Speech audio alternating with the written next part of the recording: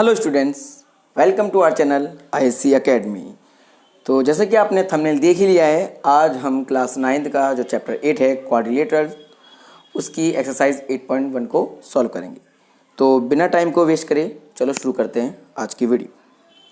तो first question आपको दिख रहा है, the angle of quadrilaterals are in the ratio 3:5:9:13, find all the angles of the quadrilateral.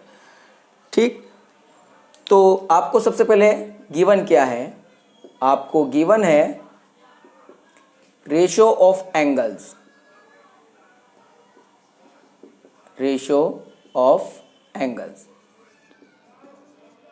क्या दे रखी है आपको? रेशो 3:5, 3:5:9:13।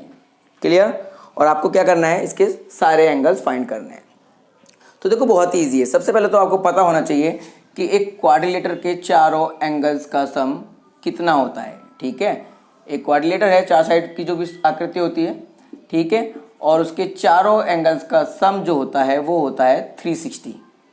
कितना होता है? 360। तो हमें एंगल्स नहीं पता बट हमें उनकी रेशियो पता है। ठीक है, तो हम क्या करते हैं, सबसे पहले कर लेंगे लेट एंगल्स आर, कभी भी रेशियो दे रखी हो आप उनमें x मानकर कर सकते हैं आराम से। तो लेट्स एंगल आर, जो ये 3 रेशियो है हम उनमें x लगा लेंगे कि फर्स्ट एंगल जो है वो 3x है, सेकंड वाला जो है वो 5x है, थर्ड वाले को मान लेंगे 9x एंड फोर्थ वाले को मान लेंगे 13x। क्लियर? x मानने के बाद अब आप इजीली आराम से क्वेश्चन को कर सकते हो। कैसे? As we know the sum of all angles equal to 360। ठीक है, sum of all angles of quadrilateral. ठीक है, क्वाड्रिलेटर बना लेंगे यहाँ पर।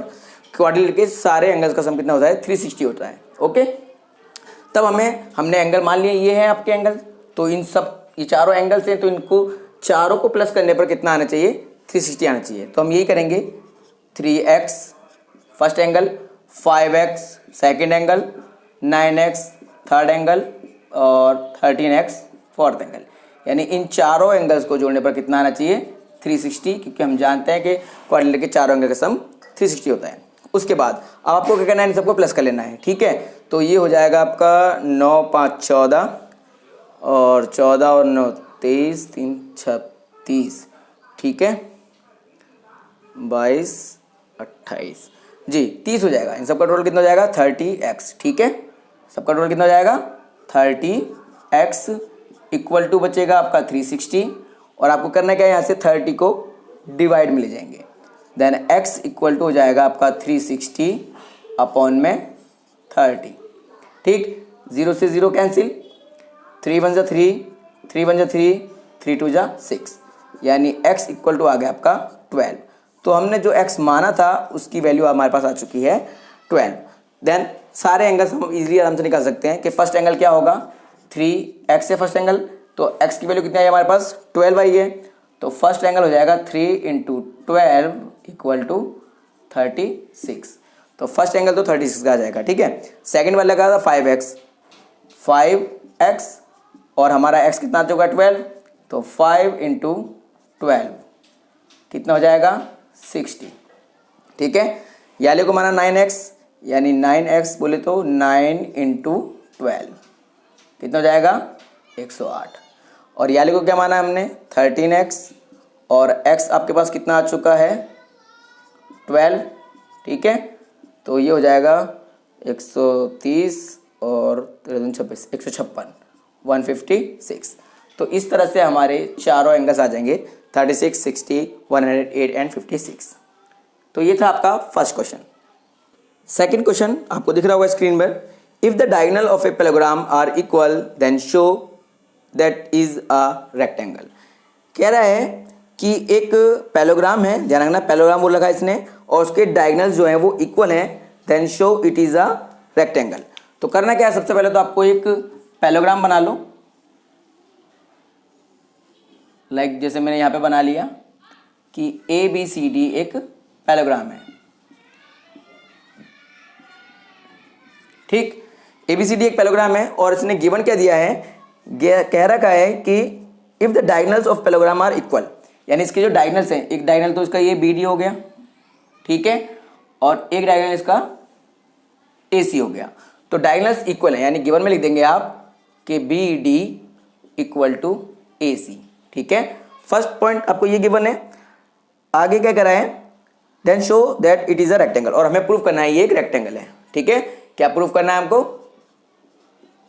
Prove ABCD is a rectangle, ठीक है। तो सबसे पहले तो आपको पता होना चाहिए कि पैलोग्राम की प्रॉपर्टीज क्या हैं, कि पैलोग्राम की अपोजिट साइड्स इक्वल होती हैं, यानी ये साइडें इक्वल होती हैं और पैरेलल होती हैं, यानी AB जो होगा वो CD के इक्वल होगा, पैरेलल होगा, ऐसी AD जो होगा ये, ठीक है, और अपोजिट एंगल भी इक्वल होते हैं। तो आई होप आपको पता हो कि पैलोग्राम की प्रॉपर्टीज क्या हैं। तब हम शुरू करते हैं। तो देखो, अगर हमें प्रूव करना है ABCD रेक्टेंगल है, तो रेक्टेंगल की खासियत ये होती है कि आमने सामने साइड तो बराबर होती हैं और उसका हर एक एंगल 90 डिग्री का भी होता है। तो हमें कोई सा भी एंगल, ठीक है, अगर ABCD हमें रेक्टेंगल प्रूव करना है तो कोई सा भी एंगल ABC, कोई सा भी, ठीक है, वो 90 का लाना है, यानी A लिया है या एंगल B लिया है या एंगल C या एंगल D, ठीक है, 90 डिग्री का प्रूव करना है, सिंपल। अगर आपको ABCD रेक्टेंगल प्रूव करना है तो, ठीक है। तो देखो कैसे करेंगे। सबसे पहले क्या करेंगे, हम इसमें दो ट्राइंगल ले लेंगे। हम क्या ले लेंगे, दो ट्राइंगल। सबसे पहले तो ये बाइसेक्ट कर रहा है यहाँ पर O, ठीक है। तो हमने क्या करा, एक ट्राइंगल ले लेते हैं DAB, दिख रहा है आपको। तो हमने एक तो ट्राइंगल ले लिया, इन ट्राइंगल DAB, ठीक है, एक ट्राइंगल ले लिया। और एक ट्राइंगल ले लेते हैं ये CBA या ABC बोल सकते हो आप, कुछ बोल दो, आपकी मर्जी है, ठीक है। तो एंड ट्राइंगल CBA, ठीक है, ये हमने दोनों ट्राइंगल ले लिए। अब हम इनकी कंपेयर करेंगे, ठीक है। आपने 7 चैप्टर तो कर ही रखा होगा कि रूल पता होंगे आपको कॉन्ग्रेट ट्राइंगल कैसे करते हैं, तो उसी का इस्तेमाल कर हम दोनों ट्राइंगल को कॉन्ग्रेट प्रूव करेंगे। तो कैसे करेंगे, देखो। तो इस वाले ट्राइंगल में अगर आप देखोगे तो इस वाले में AD है, दिख रहा है आपको, AD या DA। तो इस ट्राइंगल में AD है और इस ट्राइंगल में है BC, ठीक है। तो AD इक्वल टू BC, क्यों, क्योंकि अपोजिट साइड जो होती है ट्राइंगल की वो क्या होती है, इक्वल होती है, ठीक है। Opposite side of triangle, opposite side of parallelogram are equal, ठीक है। कि अपोजिट साइड जो होती है पैलोग्राम की वो क्या होती है, इक्वल होती है, इसलिए AD जो है वो BC के इक्वल है। दूसरी बात आप देखोगे, इसने क्या रखा है, BD इक्वल टू AC की बने। ध्यान से देखो, इस वाले ट्राइंगल में हमने यार लिया है ना, तो BD है इसके अंदर और इस वाले ट्राइंगल के अंदर AC है, ठीक है, और वो इक्वल है। तो आपको लिख देना है, इस वाले ट्राइंगल में है BD और इस वाले ट्राइंगल में है AC, और ये दे है इक्वल है, गिवन। क्या है ये, गिवन, ये आपको ऊपर दे रखा है, ठीक। अब देखो, इस वाले ट्राइंगल में देखो AB है और इस वाले ट्राइंगल में भी AB है, दोनों ट्राइंगल में AB है ना, तो AB इक्वल टू AB, क्या है ये, कॉमन। क्लियर। आपने यहां पर देखा कि तीन चीजें इक्वल आ गई, ये भी साइड है, ये भी साइड है, ये भी साइड है। इसका मतलब ट्राइंगल DAB कॉन्ग्रेंट है ट्राइंगल CBA की by rule side side side, ठीक है। क्योंकि ये भी साइड है, ये भी साइड है, ये भी साइड है, दोनों ट्राइंगल की तीन चीजें इक्वल आ चुकी हैं, तीनों साइड इक्वल आ चुकी हैं। इसका मतलब ये दोनों ट्राइंगल कॉन्ग्रेंट हैं। फिर आपने पढ़ा होगा कि जब दो ट्राइंगल कॉन्ग्रेंट हो जाते हैं तो बाय CPCT उनके कॉरस्पॉन्डिंग पार्ट यानी हर चीज इक्वल हो जाती है, ठीक है। तो आपको सीधा ये लिखना है, बाय CPCT, इन दोनों ट्राइंगल की हर चीज इक्वल होगी, हर चीज इक्वल होगी तो याला एंगल A एंगल B के इक्वल होगा, यानी आपको लिख देना सीधा angle A equal to angle B। Clear, okay. अब देखो, आपने पढ़ा है कि ये एक पैलोग्राम है, ठीक है, और ये साइड इस साइड के पैरेलल भी है। तो आपने 6th चैप्टर में पढ़ा होगा कि ट्रांसवर्सल की एक तरफ के एंगल्स का सम 180 होता है, यानी सप्लीमेंट्री होते हैं, होते नहीं होते। तो आप देखोगे कि ये जो है ये लाइन देखो पैरेलल है, ठीक है, और ये ट्रांसवर्सल है। तो ट्रांसवर्सल के एक तरफ के एंगल का सम कितना होगा, 180 होगा, ठीक है। बात समझ में आई? इसलिए आप लिख सकते हो कि angle A plus angle B equal to 180, ठीक है। यहाँ पे लिख देना कि ट्रांसवर्सल के जो एक तरफ के एंगल्स का सम होता है सप्लीमेंट्री होता है, ठीक। तो ये बात समझ में आई कि मैंने एंगल ए और एंगल बी को प्लस कर 180 क्यों लिख दिया। ध्यान रखना कि ट्रांसवर्सल, और वैसे भी भूल जाओ ट्रांसवर्सल, आप इतनी बात ध्यान रखना कि अगर एक पैरेललोग्राम है तो उसके जो साइड के जो एंगल होते हैं उनका सम 180 होता है, यानी इसका भी एंगल 180 होगा, इन दोनों को जुड़कर भी 180 आएगा, इन दोनों को जुड़कर भी 180 आएगा, इनको भी, ठीक है। ध्यान रखना अगर पैरेललोग्राम हो तो, ठीक है। तब angle A plus angle B equal to 180। फिर हमने पढ़ लिया अभी कि angle A plus angle B, देखो ध्यान से, एंगल बी जो है एंगल ए के इक्वल है, तो मैं चाहूं तो एंगल बी की जगह एंगल ए लिख सकता हूं, क्योंकि दोनों इक्वल है, इक्वल में 180, ठीक है। अब एंगल ए यानी 2 एंगल ए हो जाएगा, 2 angle A equal to 180 and 2 जाएगा डिवाइड में, तब एंगल ए इक्वल टू आ जाएगा आपका 90, ठीक है। 2 जाएगा 180 के डिवाइड में, तो ठीक है, तो एंगल ए आपका आ गया 90। अब ध्यान से देखो, अगर एंगल ए 90 का है तो एंगल बी भी 90 का होगा। फिर हमने पढ़ा अपोजिट एंगल भी बराबर होते हैं पैरेललोग्राम के, तो एंगल बी और एंगल डी दोनों इक्वल होंगे, इसका मतलब ये 90 ये भी 90।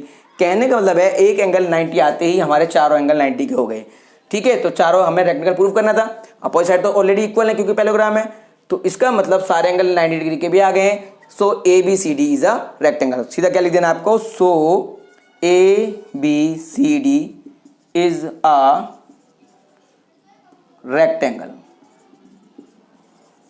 क्लियर? तो ये था आपका सेकंड क्वेश्चन।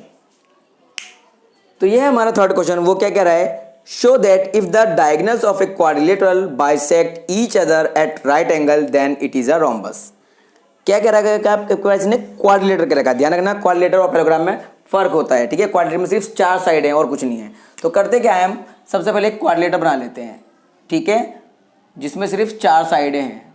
ध्यान रखना सिर्फ क्वाड्रिलेटर क्या रखा है इसने, तो हम इसको नाम दे देते हैं A B C and D, ठीक है। हमने इसको नाम दे दिया और इसने क्या क्या रखा हमसे कि ए बी सी डी एक क्वाड्रिलेटर है और जिसके जो डायगोनल हैं, यानी इसका एक डायगोनल तो है ए सी और एक डायगोनल है बी डी, जो दोनों के दोनों इंटरसेक्ट करते हैं ओ पर एंड बाइसेक्ट कर रहे हैं। क्या कर रहे हैं, bisect each other at right angle then it is rhombus.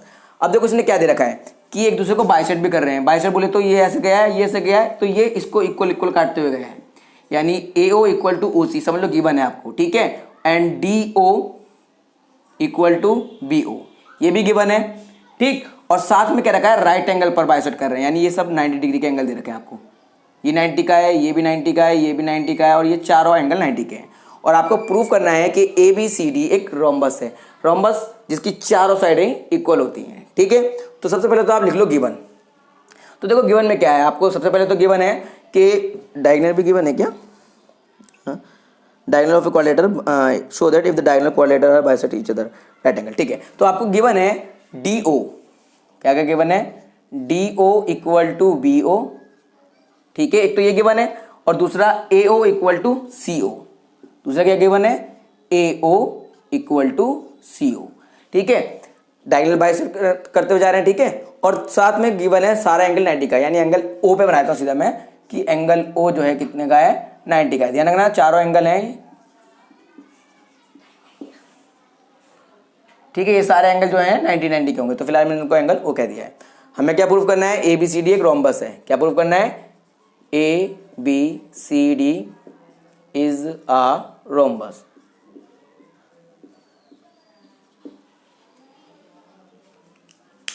तो देखो कैसे प्रूव करेंगे। सबसे पहले तो रोम्बस की आपको प्रॉपर्टी पता होनी चाहिए कि रोम्बस क्या होता है, जिसकी चारों साइडें इक्वल होती हैं।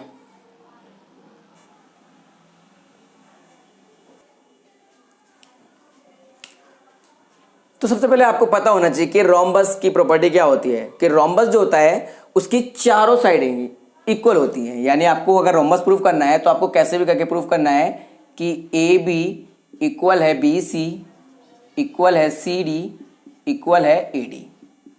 क्लियर? अगर आपने इसकी चारों साइडें इक्वल प्रूफ कर दी देन हो जाएगा ये रोम्बस। तो देखो कैसे करेंगे। सबसे पहले तो क्या करते हैं, हम दो ट्रायंगल ले लेते हैं, कोई से भी दो। मान लो ये दो ट्रायंगल ले लेते हैं हम, ठीक है। इन दो ट्रायंगल कंपेयर करते हैं। तो ये ट्रायंगल है DOA, ठीक है। तो क्या लिखना है आपको, इन ट्रायंगल DOA एंड एक क्या ले लो, AOB, ट्रायंगल AOB। अब हमें क्या करना है, इन दोनों ट्रायंगल की कंपेयर करनी है। तीन चीज इक्वल आएंगी, दोनों ट्रायंगल कॉन्ग्रुएंट हो जाएंगे। कैसे? तो देखो इस ट्रायंगल में है DO, ठीक है। इस ट्रायंगल में DO दिख रहा है आपको, इक्वल टू इस ट्रायंगल में है BO, और ये दोनों इक्वल हैं। क्यों? क्योंकि गिवन है, बाइसेक्ट कर रहे थे, ठीक है। तो DO इक्वल टू हो गया BO, ठीक है, BO, ठीक है, DO इक्वल टू BO। अब आप देखो इस ट्रायंगल में AO है नहीं है, और इस ट्रायंगल में भी AO है, दोनों में AO है, कॉमन है। तो इसे लिख सकता हूं मैं AO इक्वल टू AO, ठीक है, कॉमन है। देखो दोनों ट्रायंगल में है। फिर आप देखो इस ट्रायंगल में एंगल DOA है, एंगल DOA, और इस ट्रायंगल में एंगल BOA है, एंगल BOA, ठीक है। क्यों? क्योंकि 90 डिग्री का है। देखो क्या रखा है इसने कि बाइसेक्ट कर रहा है 90 डिग्री पर, ये भी 90 है तो ये भी 90 है। तो इन दोनों ट्रायंगल में आपने कंपेयर करके देखा कि तीन चीजें इक्वल आ गई, यानी दो साइड और एक एंगल।